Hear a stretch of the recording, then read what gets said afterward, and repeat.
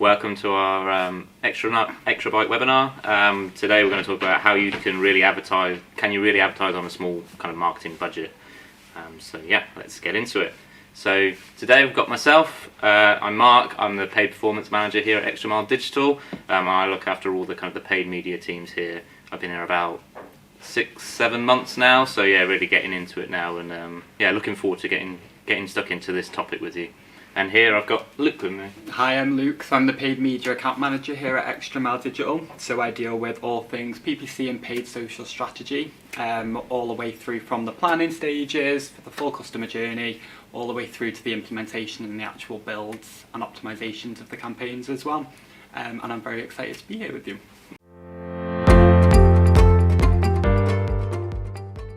Back to the big question: can you kind of advertise on a small marketing budget? I mean, the short answer is yes, but I think what's important is that you need to have a good strategy that often matters more than the amount of budget you have at your disposal. So yeah, Luke, do you want to have a touch on why it's important to have a good strategy? Yeah, for sure. I feel like there's a misconception with paid media that you need to go in all guns blazing and spend lots and lots and lots of money on specific campaigns to get anything back. So that is actually incorrect. So it's not the amount of money that you spend, it's how you spend your money and how you strategically align your campaigns to ensure that they're as targeted as possible going forward.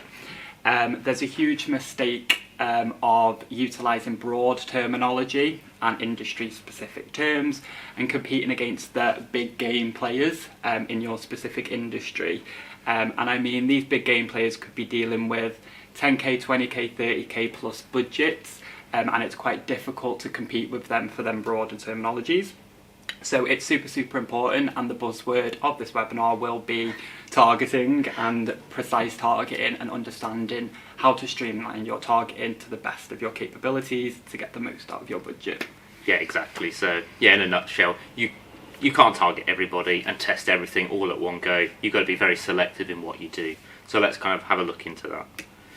So you kind of need to have a mindset shift, essentially. So everyone in the ideal world wants to target as much of the market that they're going after as possible and achieve results instantly. However, a budget often leads to constraints, so you need to go after what is the most important thing to you at the moment. So brand awareness activity on a tight budget is something that you may not have the luxury to do.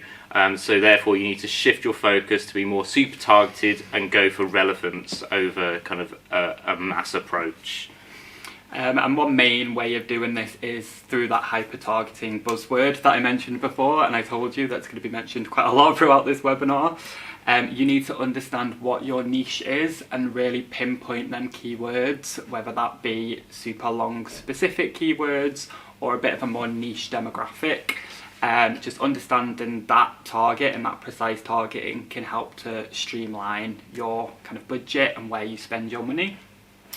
A lot of companies also kind of want to push the quantity over the quality, so that's where Mark's mention of brand awareness comes in. So you need to pull back on that and essentially focus on the quality and the intentful clicks that you're getting from your paid media ads, and not kind of do a full blanket approach and hope that if you get 10,000 impressions and clicks that one of them are going to convert, because they might not actually be intent driven. And then finally, the niche advantage as well. So understanding who you're targeting and what the outcome of that click is that you want, and understanding and developing your niche around that. Again, just making sure that you're as streamlined as possible, and you are pushing for them intent quality clicks and not the broad brand awareness scope that most companies attempt to do initially. Yeah, it's great because being forced to be careful with your marketing spend helps you kind of understand where your money's being spent, and essentially will help you to scale down the line. Mm-hmm. So let's look at some platforms that we utilise here at Extra Mile. They're very big players in the market. I'm sure you've heard of them all. So we're going to take a look at Google Ads, Meta Ads and LinkedIn Ads. So kind of Luke, do you want to have a go and explain what Google Ads is, why it's useful, Yeah, and for use sure. cases? I'll start off with my favourite, Google Ads. I would personally say, in my opinion, that this is one of the easiest for quick wins when you are trying to dabble in the paid media world.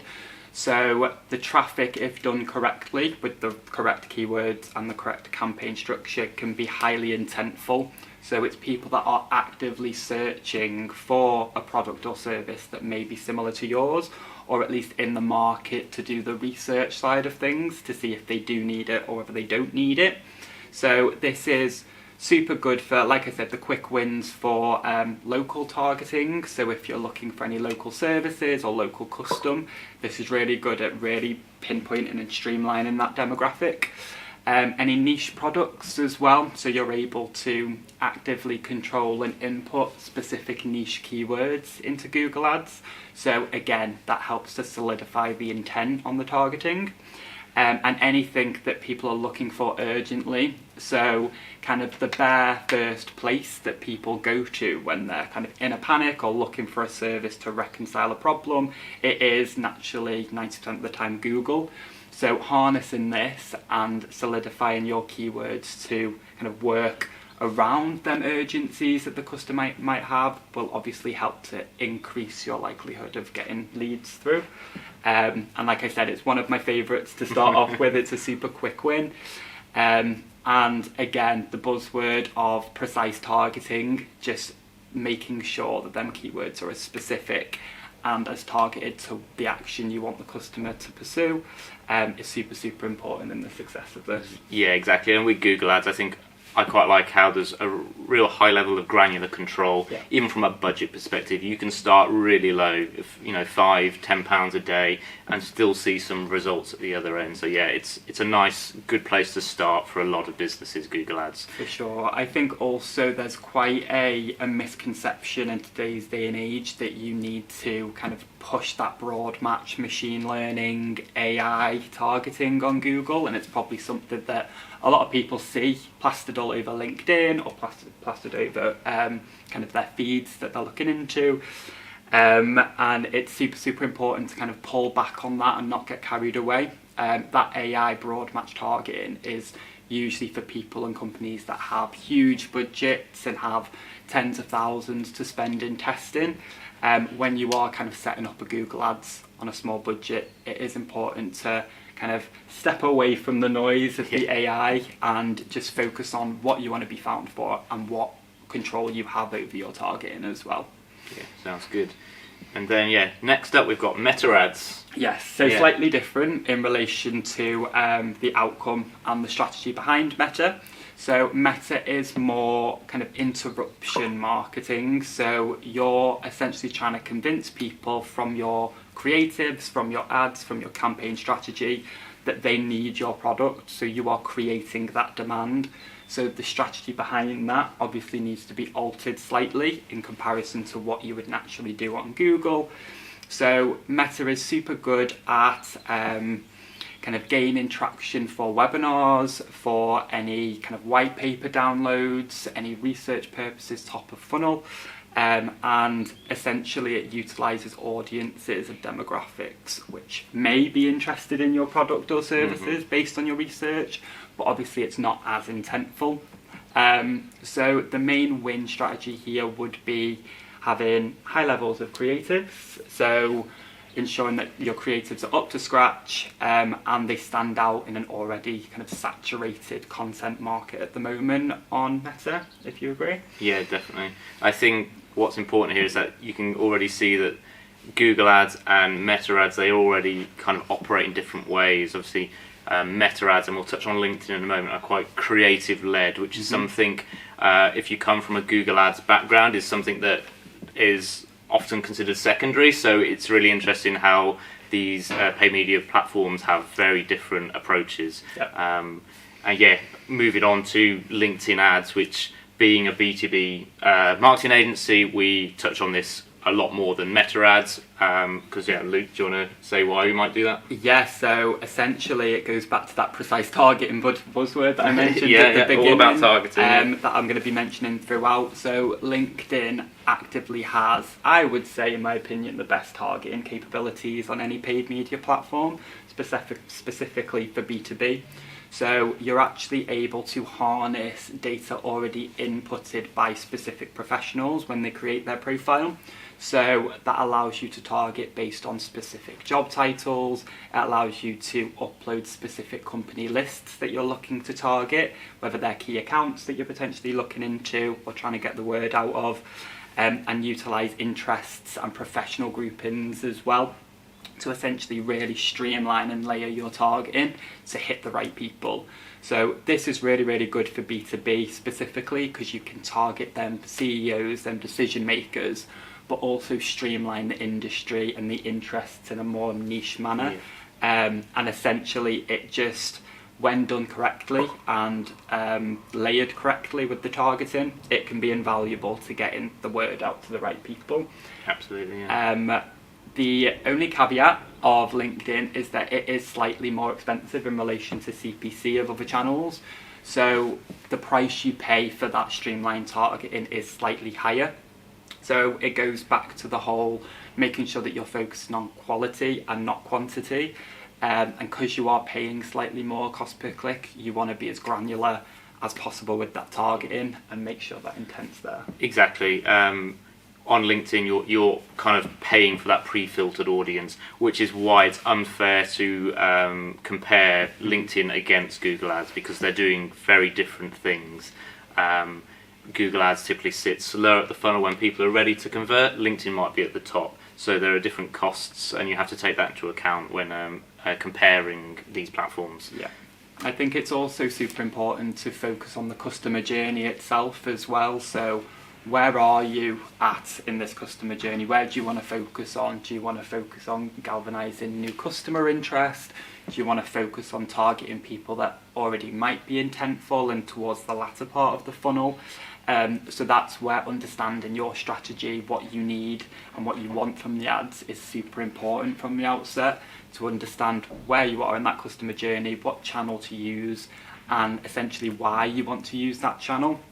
And once you have that laid out and that groundwork put into place, you can then build on top of that your campaign structure, your niche, your precision targeting, and it flows a little bit more naturally then. Of course. Right, so let's look at kind of a budget allocation strategy, kind of what do we often see works more effectively. So if you have a smaller budget, you typically need to be much more strict on what you want to achieve with your marketing budget. So having like one clear objective is so one campaign to put the budget against, because if you spread your budget across multiple campaigns, the budget might not go far enough in order for platform algorithms to gather data and learnings. So most of these platforms, Google Ads, LinkedIn, Meta, they all use these powerful algorithms which require data to kind of make decisions, and often that data is gathered by spending budget. So if you spread it too thin, you probably won't get any learnings and you may think your activity is not working. Mm-hmm. So having one clear kind of objective, which would be one audience to go after, and having a few ad variations, so you can kind of see what's working at that smaller scale and scale appropriately after time, see how things are working. So just kind of piggybacking on that, so I've had clients come to me historically with a super small budget, which again, as we're notifying now, is absolutely fine to have, but they didn't have a clear KPI in terms of what they were looking to gain from the ads, and they didn't have a clear campaign niche as well. So they were expecting 5 or 6 different industry segments, different campaign types, different niches, should we say, to be spread across that specific small budget. So like Mark said, it's super important to really pinpoint that one objective and that one campaign niche, that one campaign type, and then start there, manipulate your budget, and then as your account grows, you can then grow with it. And as you see performance as well, it's slightly easier and kind of calms the nerves to maybe push a little bit more budget in it when you know that you're getting out what you're putting in.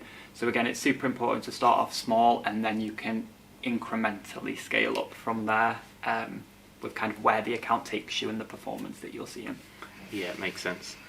So let's kind of have a look at that framework. We've kind of just touched on it, but kind of how can we set up a campaign that will kind of have successful results? So as we said, you need an ultra kind of very clear goal as what do you want to achieve for this activity? Is it leads? Are you driving a sale? Is it a sign up to an event or a webinar like this?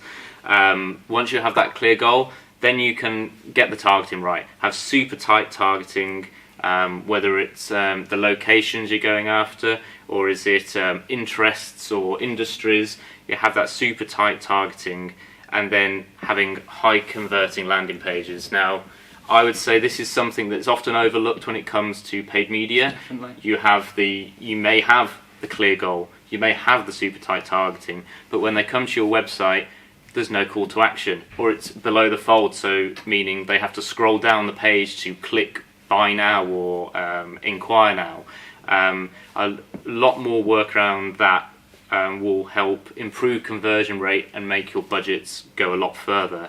I mean, Luke, I don't know if you want to touch on anything there. Yeah, so this is one of the first things I do when setting up a new strategy for a client or a customer, is understanding where the ads are going to take the customer, so where they're going to click and where they're going to land, and how optimized that page is, as Mark mentioned as well. This is key to not only gaining the conversions and increasing conversion rate, but it also helps to optimize the algorithm on specific paid platforms. So as a really good example is the Google Ads quality score. So essentially how the quality score works is it pushes more relevance to your ads and essentially adds to the algorithmic performance based on a specific benchmark guidelines. And one of them guidelines is the landing page experience itself. So load speed, how it's laid out, how clear the CTAs are. Google takes that into consideration when deciding how much volume to push into your accounts and to streamline the targeting as well. So it not only helps from a conversion standpoint, it also helps the actual campaign itself learn and obviously perform a lot better, which is what we want at the end of the day. Absolutely, yeah. Cool. So kind of what makes or breaks kind of small budgets. So I think what's important is to understand, we kind of touched on this very briefly, the differences between certain marketing platforms. So with the likes of Meta and LinkedIn, the creative is often the most powerful tool because the creative is built into these platforms' algorithms. They have become extremely effective at going after an audience that will engage with your creative. I had a client I've worked on in the past where they had a predominantly male audience and they wanted to promote a product which was going after a female demographic, and they were concerned that we would have to make really tight marketing and targeting that would go after females. But however, Meta platform was able to identify that audience by itself without me telling it, and it went and captured a female audience and it drove very good results. So they are incredibly powerful tools when used and allowed to work effectively. I think it's also important to touch upon how saturated the feeds are nowadays on Absolutely, a lot of different social platforms, whether that be organically or through ads. I think a lot more people are jumping on the bandwagon of how important ads are for strategic digital growth nowadays, and everyone's posting their own content. Everyone thinks they're an influencer nowadays, so making sure that your creative stand out from the crowd will help to obviously get that clicks and get that traffic to your website, whether that's making it bright and fun or making it a little bit different, or video content as well is super successful, and it's something we've seen for a lot of our clients be quite successful. Yeah, video first is typically the way now. Yeah. Exactly that. So I think it's important just to have really strong creative to stand out from the crowd. Otherwise, it's easier to get lost in such a saturated platform nowadays. Yeah, great. So just having a clear call to action on those creatives, making sure you've got your kind of your hook, your sales pitch in the first few seconds, because if you're scrolling through those platforms, whether it's Meta or LinkedIn, sometimes you need to grab them as they're scrolling, so you have to make sure it's clear what your offer is immediately. And then when we move to the likes of Google Ads, it's a bit more kind of keyword, high intent. I don't know if you want to touch on this, how it differs from kind of those creative platforms. Yeah, of course. So I think when people think of Google, they think of search and the text ads. Yeah. So instead of obviously focusing on the creative, it's important to focus on the copy. So kind of the messaging that you're pushing out. Does it resonate with your landing page? Does it resonate with what you want the customer to do? Does it resonate with your brand tone of voice? And that's super, super important to kind of really pinpoint and kind of narrow down from the outset. Also, when it comes to Google keyword targeting, we not only can include keywords, but we can actually exclude them as well. Yeah. So obviously, if we put a keyword in, we could get found for things that aren't intentful for us. So for instance, job seekers, that's quite a common one that we see. Yeah. So people looking for specific jobs in the industry, academic and researchers, or even people with the same or similar brand names to you or same content as you. It's really, really easy if you don't streamline the negatives to waste budget on them low intent clicks.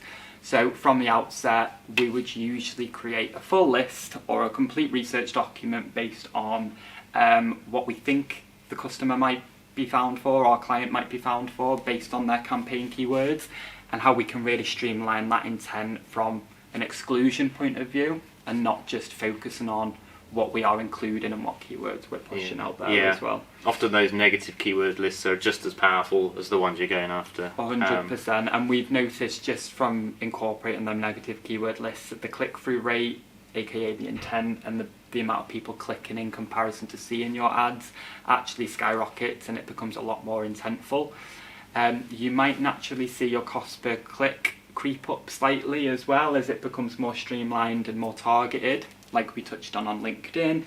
But this essentially just kind of pivots us back to that quality over quantity. You're improving the quality. And making sure that you're getting them intentful clicks as well. So lots of spinning wheels, but when done correctly, it definitely makes the impact and makes the difference. Yeah, absolutely. So there's some kind of really nice approaches you can take on, particularly when you would need to make your budget go a bit further. Some very efficient things you can do is a process called retargeting. Now this can work across most of the marketing platforms that you come across, you Google Ads, LinkedIn, what have you. And I'm sure you've all experienced this yourselves in your own lives. So retargeting is essentially you visit a website and you leave that website, and then at some point later down the line you are hit with an ad that is related to that brand.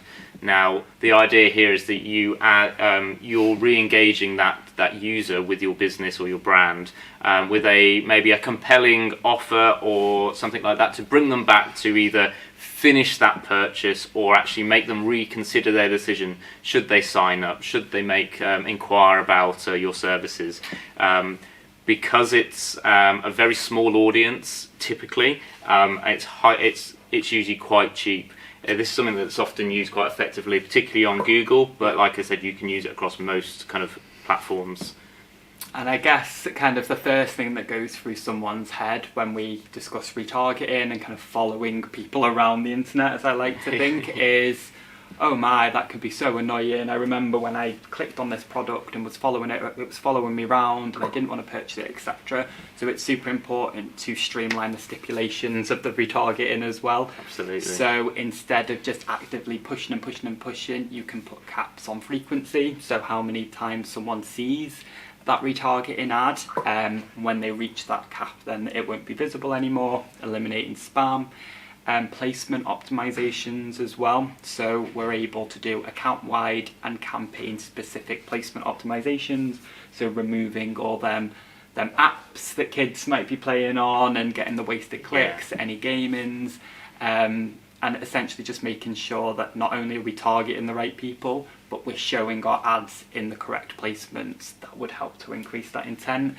And obviously with a small budget as well, you don't want to just throw every placement out there and kind of have it visible all over the web. You want to streamline that precision targeting and make sure that it is exactly where you want it to be, whether that be a specific website type, a specific blog.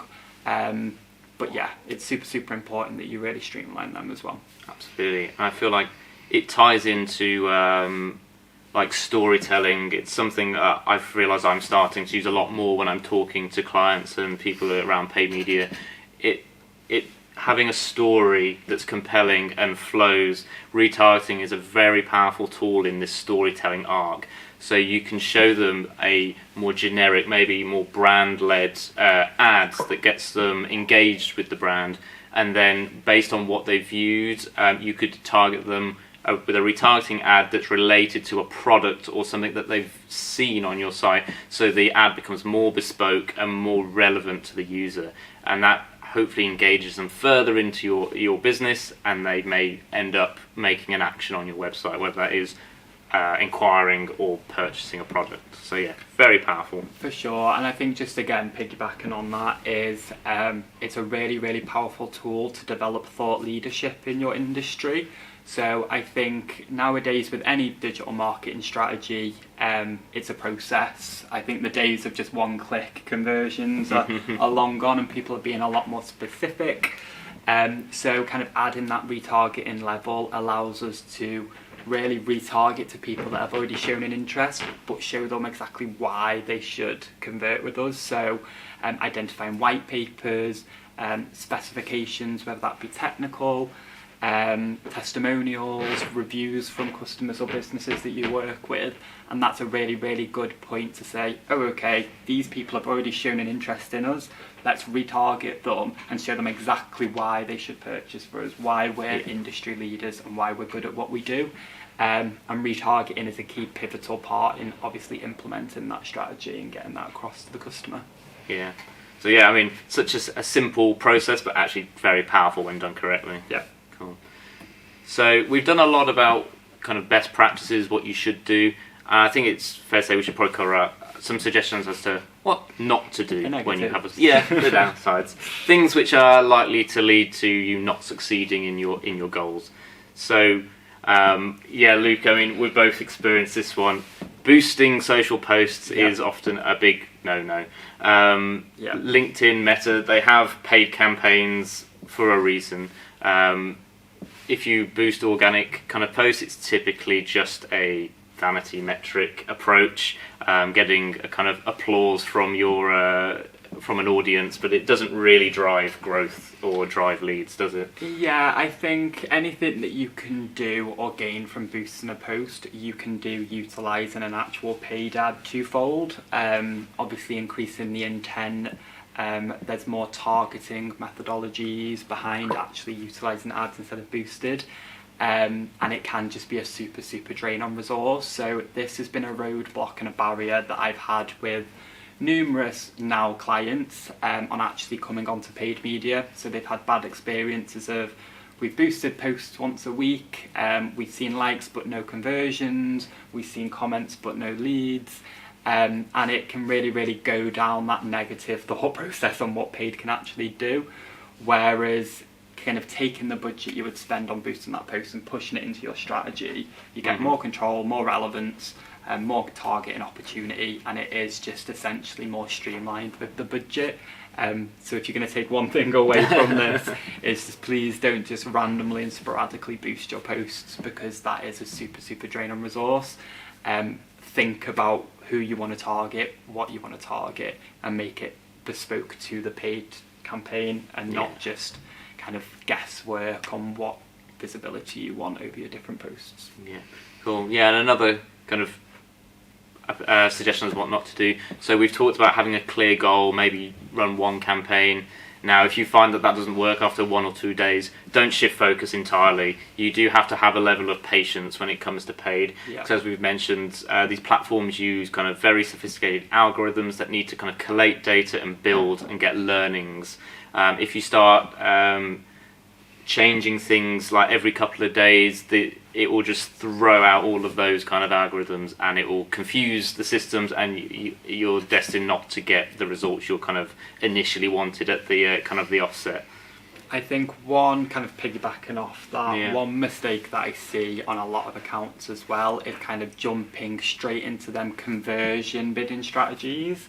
So for a little bit of context, you can essentially select different settings on your campaign based on the goals you want to perform on that and the outcome you want.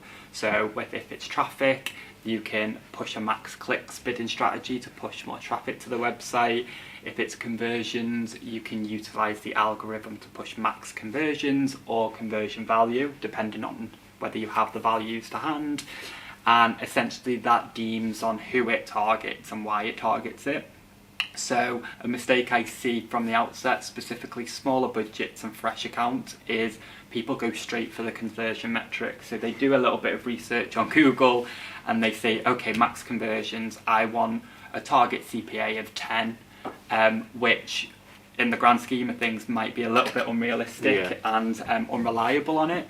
So it's important to build your way into the campaign structure. So focus on them clicks first, focus on that data collection, that visibility, and then when the leads start coming through, then you can start swapping the algorithm over. I think that's one mistake that I see on a lot of campaigns and a lot of accounts that I audit and go through, is that small little error can really make a difference on who sees your ads and the long-term performance of what you see on paid channels as well. I guess you kind of already touched on it really, but it ties into the next point, kind of don't optimise too early. So like you say, going straight to a conversion point on day one, I mean, the reality is you're probably not going to drive a sale in your first day, particularly in the B2B space, unless you get quite lucky, or it's in some kind of in vogue kind of hot product or service or something, which would obviously be very fortunate for that to happen. No, for sure. And just on that kind of optimization as well, is that there are certain things that you can optimize on a smaller scale that won't affect the learning stage or the algorithm. So because it's such small budgets, we're utilising a change of £2 a day, £5 a day, £10 a day naturally isn't going to make a difference. So we are still able to push and scale up campaigns based on performance. We're not just going to kind of leave it if we see that it is working, it is performing. That is super, super important. And also little things like cost per clicks and bidding strategies, etc. You are able to manipulate them slightly more. The big things that I would say leave from my experience is the keywords that you're targeting and the actual ads themselves, because they're two big game players that will essentially reset your campaign learning. And if you've already waited a week, we're already a week later than obviously what we would have been to get to our goal. Resetting them ads and them keywords will just send you straight back to the start and essentially just kind of prolong the results that you may potentially see on the account. So if you are to optimize, you are able to optimize budget slightly, so it's not set in stone, but I would stay clear of them really big optimizations like the ads themselves. Though I guess negative keywords is something we could probably do. I would definitely do. Definitely. That's a good way of streamlining in the first few weeks, especially because that's where you'll notice where you might be appearing for irrelevant search terms or businesses on LinkedIn and things like that. So that's super powerful. And then the final one, I think it's important to be conscious of not chasing vanity metrics. So these are things like likes on LinkedIn or impressions, and even to a certain extent clicks. These probably won't be your top goals. They're probably going to be more like leads or sales or sign-ups. So be conscious that they're what you're going after. So you may see a fluctuation in a metric like impressions, but it's often that could be down to a change in strategy or adding a tighter keyword list or adding more negatives in. So if we add more negative keywords to a Google Ads account, you may see impressions fall, and that's purely because you're not appearing for those search terms which you don't want to be visible for anyway. So you have to be mindful of things like that. Yeah, and I think they're just genuinely harder to measure performance with. I think you can get 100 likes, but how do you know that them 100 likes on the post are relevant and targeted and from the people that you want to like the post? Is it people looking for kind of re-engagement on their company, just trying to get your kind of opinion on things, etc.? So it's super important to realise what the performance is going to come from and kind of optimise towards that instead. Yeah, exactly. So we kind of touched on it a little bit already, but kind of what are like your realistic expectations when you first start off with paid media? You often find when you've done it starting for the first time is often where you have those smaller budgets because you've not done this before. So what should your kind of reality check be? So as we've kind of mentioned, like the first week or two, most advertising platforms go through what is called like a learning phase. This is where it's trying to figure out an audience for your objective, for your campaign. So you need to almost allow it to gather data so it can make some more informed decisions to positively improve your account. Now, this is often the most difficult part because I don't know about you, Luke. I've sat with many clients over the years where you turn it on and after day one they're kind of chasing for leads. In the B2B world, obviously all clients are different, but sales cycles are typically much longer than B2C. So understanding what your sales cycles are, you have to take that into account when you're looking at trying to get the equivalent through a marketing platform like this. So sales may take several months or longer depending on what that nurture kind of cycle is for them. Yeah, so a lot of the time and a lot of hard calls I've had with clients is just galvanising them and trying to push them to wait and just wait for the results, and 9 out of 10 times that has been worthwhile and we have eventually seen leads pulling through that are high value and are worth obviously the 2 or 3 months of the data gathering budgets that we initially had. So yeah, it's super important to make sure that you are giving it time to grow and you are giving it time to settle and work, especially with a new account. If you're starting from scratch, that process might be slightly longer because you haven't got the data in the system, you haven't got kind of the structure in place, etc. So yeah, super important just to wait sometimes and let it fester. Exactly, because you don't really want to chase kind of this overnight success. You want to build like a predictable system that kind of earns its right to kind of grow and scale over time. I think paid media should be part of your long-term plans. It's always considered that quick fix or immediate response, a direct response type approach. But if you build it into your long-term strategy, I think you'll see bigger and better results, I'd say. Yes, I agree. So we've got a couple of kind of budget examples that are considered kind of relatively small. So if we kind of look at the first one, that's about £300 a month. You want to make sure this works out at roughly about £10 a day if you kind of split it out across the month. You want to be sure that there's only one real strong offer or promotion you're pushing with that kind of budget. You want to, as we kind of said with the targeting and everything, you want to double down on that one offer and make sure it's successful. So splitting it roughly 70% prospecting, and prospecting being going after a new audience that haven't engaged with your business before, and about 30% retargeting. So that's, as we mentioned before, people who have already engaged with your business in some way. Yep, for sure, 100%. And then I guess if you're lucky enough to have an increase in marketing budget, which I think we all know it can be difficult to prove the success and get the sign off from. But if you are lucky enough to have, let's say, 1,000 a month, that's when you can start really streamlining and segmenting some of your messaging in your campaigns. So instead of having one kind of amalgamated campaign, maybe have 2 separate industry focuses that you want to push. Test out different creatives as well. So this is a really good opportunity for you to A/B test different creative types, whether that be colours, messaging, CTAs, and obviously really start testing out your landing pages, etc. So it gives you a little bit more leeway. Obviously, the more budget that you push in, the quicker the learning stage as well. So the more data, the more clicks, and the more you spend in the account, naturally it's going to quicken slightly. So that's also an advantage. But again, it's not the be-all, end-all of success. We can do that with a smaller budget as well. It just kind of speeds up the process sometimes, Yeah, absolutely. which is a luxury that some people don't have. And then we can start again layering in them retargeting campaigns. A branch from retargeting and something that you can utilise to increase intent but broaden out the scope as well as lookalikes. Yeah. So they're called different things on different platforms. So I think LinkedIn calls it predictive audiences, Google calls it lookalikes, Meta calls it matched audiences, but they all essentially do the same thing.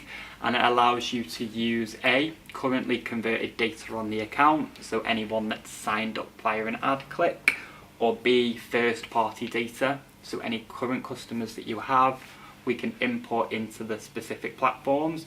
And this essentially creates and builds a list around that list and then conversions based on the algorithm on what the individual platform thinks you're going to get. So they basically expand out the audience whilst keeping the intent. So we would recommend this either later on down the journey, so maybe month 2 or month 3 with a smaller budget.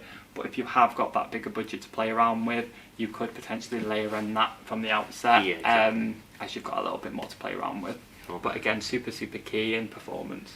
Yeah, so I think kind of regardless of your starting point in terms of budget, I think the goal is sustainability. Can you keep it going? So starting with, for example, that £300 a month model, can you prove that concept works and then scale it up to 1,000? Or does it open up the idea of stepping into a new product and scaling in that way? I think that's a good approach to have.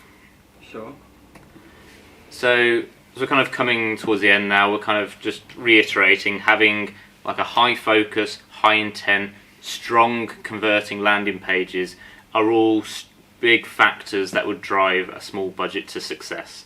Because at the end of the day, particularly in B2B, you're not trying to outspend your competitors, you're trying to outfocus them, have the most, having the strongest audience for your business or your product as possible. Couldn't have said it better myself. Yeah, no.